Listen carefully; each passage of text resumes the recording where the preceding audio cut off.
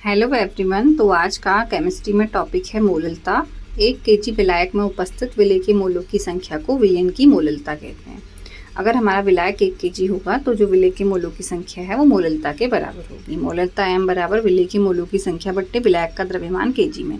तो इस फॉर्मूले से देखिए, अगर विलायक का द्रव्यमान 1 kg होगा तो जो विलेय की मोलों की संख्या होगी वो मोललता के बराबर होगी।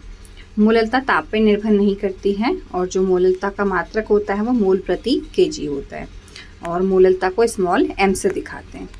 तो देखिए, स्मॉल m बराबर जो विलेय के मोलों की संख्या है उसे n से दिखाते हैं, विलेय के मोलों की संख्या को n से, और जो विलायक का द्रव्यमान है उसको कैपिटल W से दिखाते हैं, वो केजी में है।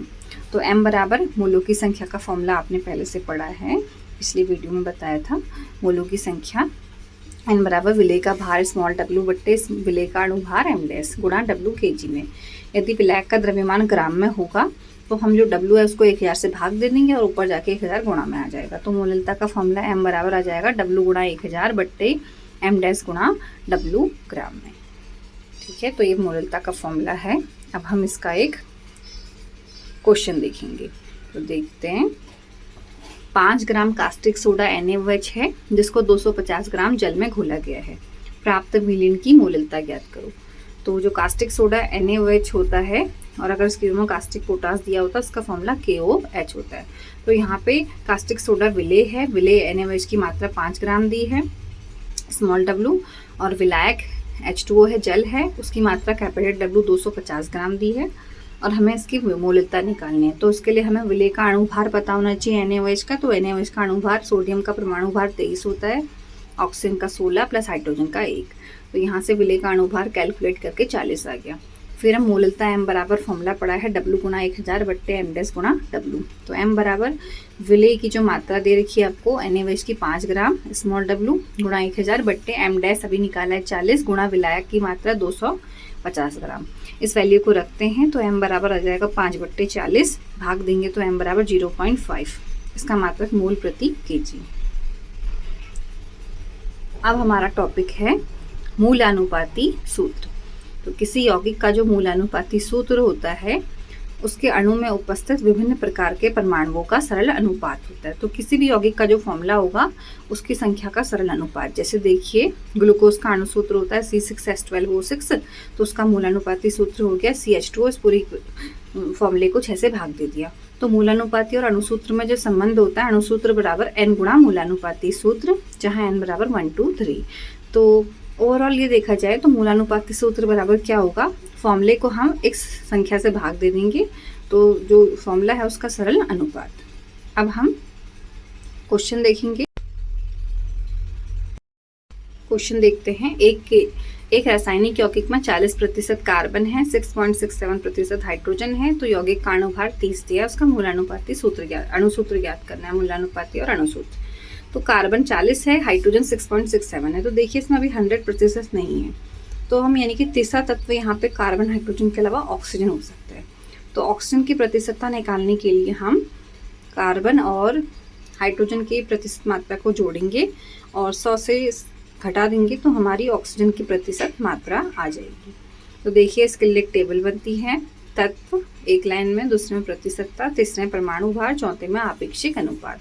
तो तत्व 3 है, हाइड्रोजन और कार्बन, और तीसरा हो गया ऑक्सीजन। तो उनकी प्रतिशतताएं रखी, कार्बन की 40, हाइड्रोजन की 6.67, ऑक्सीजन की निकालने के लिए 44 और 6.67 को जोड़ेंगे, 100 में से घटा देंगे तो आ जाएगा 53.3। और इनका परमाणु भार कार्बन का 12, हाइड्रोजन का 1, ऑक्सीजन का 16। तो आपेक्षिक अनुपात निकालेंगे तो इसका आएगा 40 बट्टे 12 यानी कि 3.33। हाइड्रोजन का आएगा 6.67 बट्टे 1 यानी कि 6.67। ऑक्सीजन का आएगा 53.3 बट्टे 16 यानी कि 3.33। अब इन आपेक्षिक अनुपात में जो संख्या सबसे छोटी होती है उससे हम सबको भाग देते हैं, तो जिससे सरल अनुपात आता है। तो देखिए इन सब में सबसे छोटा 3.33 है, उससे सबको भाग दे देंगे। 3.33 बट्टे 3.33 इक्वल टू 1 होता है। तो ऐसे ही देखिए 6.67 को भी 3.33 से भाग देंगे, इक्वल टू 2 आएगा। और ऐसे ही 3.33 बट्टे 3.33 इक्वल टू 1 आ जाएगा। अब हम देखिए इनका जो तत्वों का आया, सी के आगे 1, एच के आगे 2 और ओ के आगे 1 आ गया। अब हम अगर ना हो तो हमारा सरल अनुपात है, अगर सरल अनुपात नहीं आता तो हम क्या करते, कोई अगर दशमलव में आता जैसे 1.5 और 1 आ जाता तो हम क्या करते, उसको संख्या 2 से गुणा करते, जिससे जो 1.5 है वो भी एक पूर्ण संख्या बन जाती, 1.5 × 2 यानी कि 3 बन जाती। पर यहाँ पे तो ऑलरेडी सरल अनुपात आया है, जैसे कार्बन के आगे 1, हाइड्रोजन के आगे 2, ऑक्सीजन के आगे 1। तो यहाँ से इसका जो मूलानुपाती सूत्र है, सी के आगे 1 है तो सी, और H2 के आगे 2 है H2, और O के आगे है तो CH2।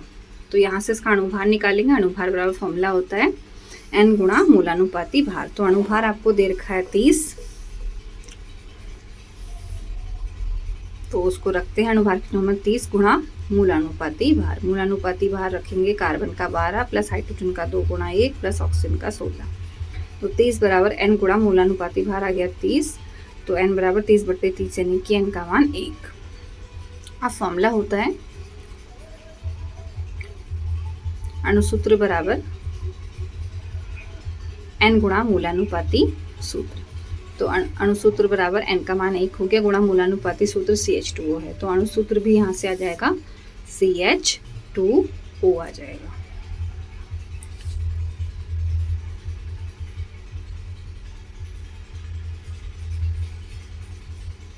तो ये हमारा क्वेश्चन हो गया।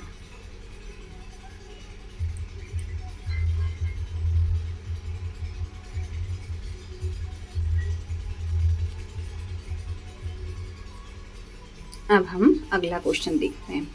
आयरन के उस ऑक्साइड का मूलानुपाती सूत्र याद करो जिसमें Fe की प्रतिशतता 69.9 तथा ऑक्सीजन की 31.1% है। तो यहाँ से देखिए Fe की प्रतिशतता 69.9 है और ऑक्सीजन की 31.1। तो इन दोनों को अगर जोड़ेंगे तो वो इक्वल टू 100% आएगा, यानी कि कोई तीसरा तत्व यहाँ पे नहीं है।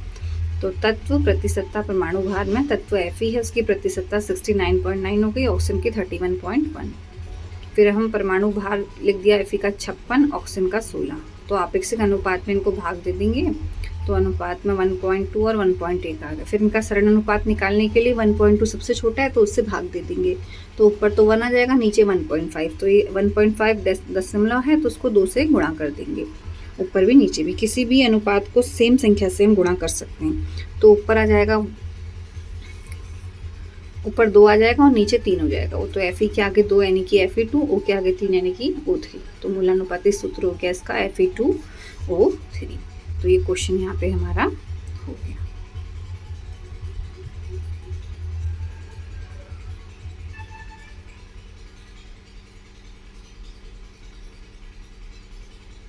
अब हम अगला टॉपिक देखते हैं, सीमांत अभिकर्मक। तो सीमांत अभिकर्मक वह अभिकारक है जिसका रासायनिक अभिक्रिया में उपयोग होता है, पूर्ण रूप से उपयोग होता है। तो देखिए N2 + 3s2 arrow 2ns3, N2 का 1 मोल दिया है, 3s2 का 3 मोल, 2ns3 का 2 मोल। तो N2 1 है तो उसमें 2 N2 टोटल 2 है तो 2 यूज़ में है, 3s2 टोटल 6 है तो 6 यूज़ में है। तो यानी कि जो H2 के आगे 3 है उसका 3 मोल यूज़ हुआ है, N2 के आगे 1 है तो 1 मोल यूज़ हुआ है, यानी कि दोनों सीमांत अभिकर्मक हैं। देखिए लिखा है 1 मोल नाइट्रोजन और 3 मोल हाइड्रोजन गैस परस्पर क्रिया करके 2 मोल अमोनिया बनाते हैं। तो ये तो दोनों सीमांत अभिकर्मक हो गई। फिर यदि हाइड्रोजन के 4 मोल लिए जाए तो केवल 3 मोल हाइड्रोजन और 1 मोल नाइट्रोजन ही क्रिया करेंगे, तो 1 मोल हाइड्रोजन शेष रह जाएगा। इस स्थिति में नाइट्रोजन सीमांत अभिकर्मक है। देखते हैं N2 + 4H2, तो N2 का तो 1 मोल पूरा यूज़ हो गया और H2 का 3 मोल तो क्रिया कर रहे हैं, यूज़ हो रहे हैं, पर 1 मोल बच जा रहा है, क्योंकि देखिए 8 हाइड्रोजन है ना, यहाँ तो 6 हैं, तो 3 ही H2 यूज़ होंगे, 3 H2 यूज़ होंगे, 1 नहीं होगा। तो यहाँ पे N2 सीमांत अभिकर्मक है और H2 नहीं है। तो इसी प्रकार नाइट्रोजन के लिए अगर 2 मोल लिए जाएं तो 1 मोल ही नाइट्रोजन क्रिया करेगा। इस स्थिति में केवल हाइड्रोजन सीमांत अभिकर्मक होगा, नाइट्रोजन नहीं। तो देखिए 2N2 + 3s2 एरो 2ns3, तो 2N2 लिख दिया भले ही, लेकिन यूज़ केवल एक ही N2 का ही हो रहा है। देखिए वहाँ पे 2N है और सेम ऐसे ही 3s2 में से 3s2 का पूरा यूज हो रहा है। तो N2 में से 1 मोल क्रिया कर रहा है, 1 मोल शेष रह जा रहा है। ये हमारा सीमांत अभिकर्मक हो गया।